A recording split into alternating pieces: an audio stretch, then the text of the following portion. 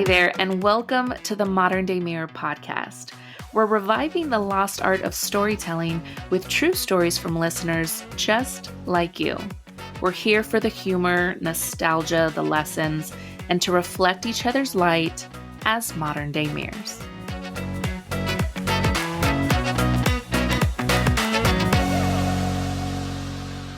Hey there, folks. It's your host, Cecilia. And I think the universe is nudging me to take a trip to Hawaii because totally unexpectedly, we're back in paradise this episode, at least to start. With its tropical climate and fertile volcanic soil, Hawaii is well suited for growing a wide variety of fruits, vegetables, flowers, even medicinal ones. Today's storyteller reflects on the ancestral wisdom cultivated throughout her family's love for plants. This is Laura. My grandparents, my mom, my dad, their families, they're all green thumbs and stuff. And I remember as a child, we had to rake the leaves and be out in the yard and do things outside. So we would rake the leaves and take a break, and it'd take us hours to do, just one or two trees. My grandparents had coffee land in Kona in the 60s and 70s. They did coffee, and on the off season they had macadamia nuts, but their main cash crop would be considered medicinal today. And if my aunt were alive, she would be scolding me right now. She said, "You're not supposed to tell anybody that your grandparents had, special plants." But they had such a good outcome from that they used to make lots of money. And Yeah. my older brothers and my cousins, they would get to go to Kona. They would get, from Oahu or Molokai, wherever island, they would go to Kona in the summers, and they would come back with lots of money. And we were like, wow, coffee is good. Macadamia nuts is good. They had their share of greenbacks and then green other things. That was before TSA and all of those things.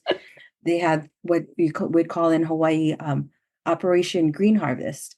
And so we had homemade greenhouses. So my dad and my uncle, they built this greenhouse, and they put like this black tarp over it. And that was for like the orchids and stuff. But their special plants, their special in quotation plants, had to be outdoors where it could absorb the sun and, the moisture and whatever. So our Operation Green Harvest were when helicopters would fly overhead and they would look down and look for all these special plants. So my grandmother, who let them do it, didn't like the idea, but she lived, we all lived together. She would go outside and she would kick down these special plants because they were under the banana tree. So she would kick them down so, the helicopters wouldn't see them. So that being said, my dad would come home and say, "Hey, who kicked my plants down?" Because there was a competition between my dad and my brothers, who were 7 years older than me. So I was, in elementary school, grade school, and they were in high school, and they had this competition of who could grow the best plants, I guess. So, it runs in the family. But because I was young and, I was going through my preteen years, and I had the hair and the makeup and the nails, I was never asked to come and work at grandma's and grandpa's coffee land. So I was kind of sad about that. After I got married and I moved here and I had my son Branton, we went to go visit her in Kona, and this was like years after my grandfather had passed. So my grandmother was no longer had the coffee land, but she lived in an adult community still in Kona, and she asked if we wanted to go pick macadamia nuts, and I said, "Oh, yeah." I said, "Let's go, Mom." She's like, "Are you sure?" Because my mom grew up doing this, right? And she knew how hard it was. "Are you sure you're on vacation?" And I said, "Yeah, of course, I want to try it." So I don't know if you know, or anybody out there knows, when you pick nuts, they grow in these husks and these shells, and you don't pick them off the tree. You wait till they drop down to the ground, or, I think with the almonds here, they shake up the tree so the nuts fall down. And the ones that fall down, then you pick it up from the ground. So it's a lot of bending. And in Kona, the land is, uphill. It's on a hill, and there's lava rocks. So basically you're bending down and you're picking these nuts out of the rocks. My grandmother was up in the hill, and I was down further down with my mom, and I was laid out on the rocks. I was lying on my back, and I was like, "Oh my God, this hurts. And my mom said, you better get up right now because then grandma will know. All those years ago, she was right about you that you were too soft. Oh You no. were not you were not a working macadamia nut farmer. So, that was that. And I said, okay, no more. That was the first time, the last time I had to do it. As I grew into an adult, I didn't own my own plants. When we moved into this house, there was roses and camellias and all of that. And over, I don't know, a period of few years, my husband, cut down the rose bushes so he can put a basketball court in. And now I have 3 bushes outside in the back. I have a one strawberry plant that's in a container that I might have borrowed from somebody's garden at one time or another. And that was the extent of my plants. A couple years ago, when my daughter moved to Hawaii, she told me she entrusted me with her plants. So she had plants on the kitchen windowsill, she had plants in her room, and she had plants in the on the kitchen counter. And I was like, oh my God, there's like a dozen plants in here. What do I, how do I take care of these? And she said, you just take them in the kitchen, you wet them down, you let it drain, and then you wet them down again maybe 15 minutes later. I said, you know how long that's going to take? Yeah. You let it dry out and then water it again. So you're giving it a thorough watering. So the first year I did this every Saturday or so ish. I would take them and I'd water them. And it take me a long time. And I said, I don't like this, but I had to prove to her that I could, take care of her plants. So every day I would come in, I'd open the window. She said, open the window so they get sunlight. So, here's the window. I'd open the window and it get sun all day. And then sometimes they would get too burnt and then I would have to move them around. So it was just kind of a guessing game. So I did my best and stuff. And some of them, got a little skinny and, according to websites that I had to look up to see if I was killing these plants. No, they go through phases where they drop leaves. That's a circle of life. And I've watched many videos where people just cut it up and shake it up and replant it, and they treat it like like it's a plant, not like a baby, like I'm thinking that these are. I grew to love these plants. They were my babies now. And she would come home and she would go, oh, you did a good job. And so the first year I did the plants and I did it for her to prove I can do this. I have a green thumb. It runs in my family. My second year was all about me. I want to make these plants nicer. And I started adding to the collection and I started like picking out plants that I liked and that I thought was going to be good. And I became like, I'm the master of plants now. I know how to take care of plants now.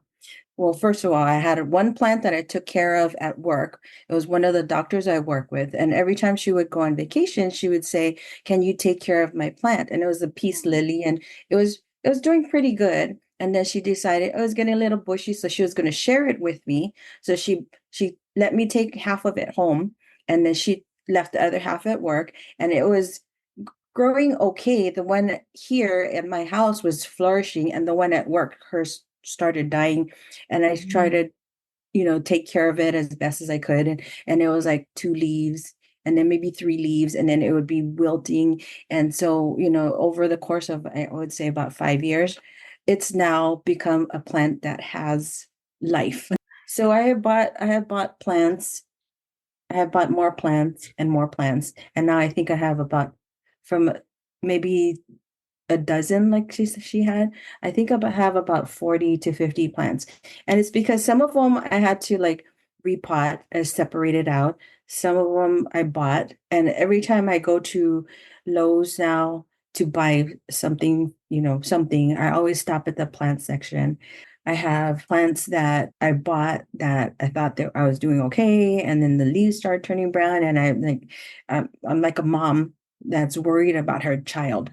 Like, why is it turning brown? Why isn't it thriving? Why is this? And again, dormant period. I can't remember that you don't have to over nurture plants. They will do what they need to do if you give them proper water and light. Well, I have some plants that I feel like they need more. So I started buying distilled water for one of my plants. Not plain water is not good enough for prayer hands because it's got spotty edges and spotty middles. So one website said, oh, my plant likes distilled water. Tried distilled water. It's doing okay. One says it likes humidity. So I'm like, okay, well, I take a shower in the morning and hot water. So I'm like, but then I have to open it up when I leave the house to air out the bathroom so it doesn't get moldy.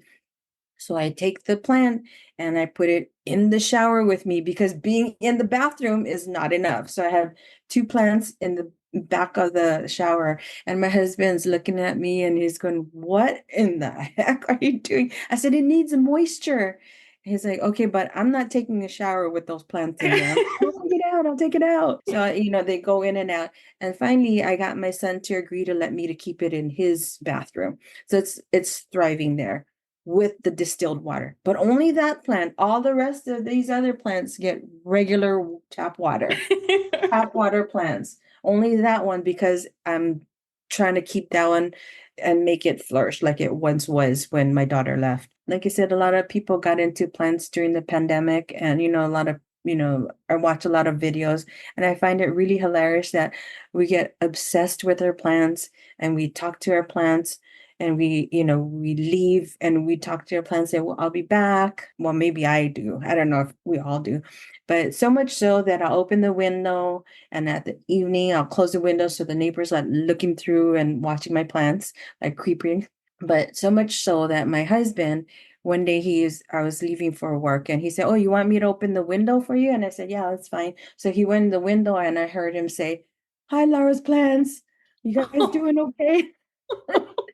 So I thought that was hilarious that the just influencing my family. But a lot of people think that, oh, I haven't watered the plant in days, so they'll just automatically water it. But you gotta feel the dirt, and you gotta kind of know certain ones like to be watered in the bottom. You put Okay. water in the bottom, it'll suck the water up. Some of them you need to water in the top and whatever. I speak from personal experience because I tried to do like herb gardens on the windowsill, and they started growing mold because you water them too much and you don't let them dry out in between, and then they grow mold or they get gnats and stuff like that. So I think they over love their plants. And it is like taking care of my kids because you give them all the same water. Your kids have different personalities. Your plants have different personalities. You sometimes you nurture them, you give them fertilizer, and they still turn on you, and they die, they shed leaves and all of that stuff. And I said, but it does take it is love that you have to put into your plants. You have to love your kids. You have to love your plants. You can't just like treat it like it's always going to be there because it's not. They're gonna grow up and they're gonna go away, or they're gonna die, or you're gonna die. Not to make this dark. Maybe I need to you need to edit this part. Like going off the rails. I think I'm going off the rails. But what, for Filipinos, Asians, we like hover over our kids and we're always there. Not that other cultures don't do it, but more so we don't know how to cut the apron strings and let them, learn on their own. And you want to impart your wisdom to the kids, but they got to learn for themselves. It's just a cycle of life, and I got to keep reminding myself that. Thanks so much to Laura for coming on the pod to share her story. Pics from this proud plant parent are available on the Modern Day Mirror Instagram page, which is linked in the podcast show notes. We've had lots of fun exploring unexpected outcomes this season, and we've got one more episode headed your way. If you're interested in becoming a Season 2 storyteller, be sure to join us next week where we'll announce the upcoming theme. And if you enjoyed today's episode, please leave us a rating, subscribe, and share it with a friend. Thanks so much for being here.